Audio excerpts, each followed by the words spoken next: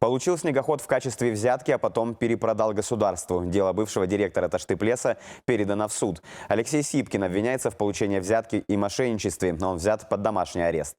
По данным следствия, в период с 2015 по 2017 годы руководитель автономного учреждения получил снегоход от знакомого, а взамен предоставил ему договор подряда на вырубку леса. Техника была оформлена на другого человека, затем экс-директор выделил из бюджета лесхоза 1 миллион рублей на покупку данного снегохода, хотя он стоил почти вдвое дешевле, так как был не новый, да и фактически принадлежал Сипкину. Сам обвиняемый вины не признает, но следствие уверено, что собрало необходимые улики для суда.